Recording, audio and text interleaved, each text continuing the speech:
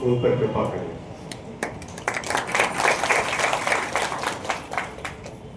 जहाँ तक जानकारियों का सवाल है, तो हमारे जो पदाधिकारी हैं भरपूर जानकारी दे देते हैं और एक ही जानकारी को मानने की जरूरत है। माँ की जो गुरुवर की यात्रा है, ये सदैव ध्यान रखें, जिस कार्य को करें तो मन लगा के करें, उसमें कंजूसी ना करें, या तो करें ही।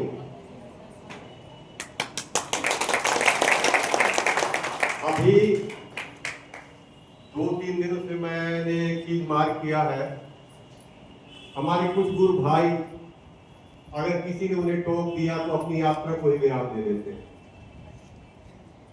तो सामने वाले के टोकने से अगर हमने अपनी यात्रा ही विराम दे दी तो उसका तो कुछ नुकसान नहीं हुआ जिसने टोका, पर जिसने विराम दिया तो उसको समझदार है, क्योंकि कोई भी कार्यकर्ता किसी कार्यकर्ता के लिए नहीं चल रहा है, वो अपनी संस्कारों की यात्रा के लिए चल रहा है।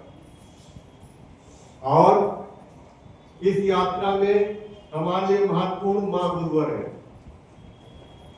उनकी कृपा आशीर्वाद हमें सदैव मिलती रहे। 2-4 कोई गालियां भी देते हमारे लिए महत्वपूर्ण नहीं है, ये सदैव ध्यान रखें। और आप लोग जिस यात्रा को पकड़कर चल रहे हैं सदैव उसको पकड़े रहें, क्योंकि इस कलिकाल में मां से प्रत्यक्ष और गुरु से प्रत्यक्ष और कुछ नहीं है।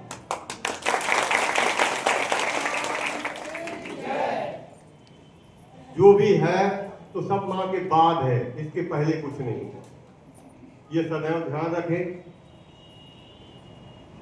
क्योंकि एक बात तो आप लोग जानते ही हैं, जब भी हमारा बच्चा जन्म लेता है तो पहला शब्द मां निकलता है, दूसरा कुछ नहीं।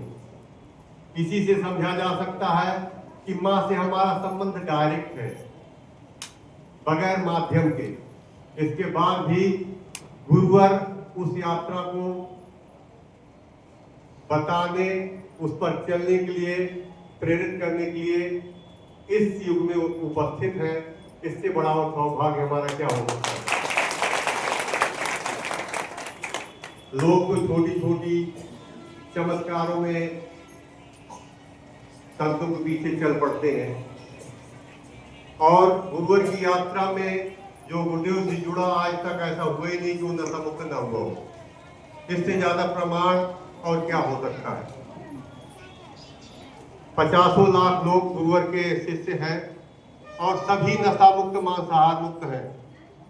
एक पिता अपने 2 बच्चों का गुटखा छुड़वा दे, यह संभव नहीं है, और गुरुवर को 50 लाख परिवारों को नशा मुक्त मांसाहार मुक्त कर चुके हैं। बोले भगवान की जय।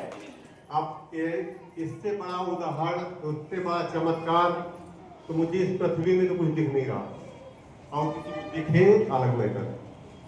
तो मैं आप लोगों से कहूंगा, जिस यात्रा को लेकर आप लोग चल रहे हैं इसको सदैव अपनाए रहें, यही मेरी माँ भगवती गुरुदेव जी प्रार्थना है। इन्हीं शब्दों के साथ सभी से जय माता की जय गुरुदेव।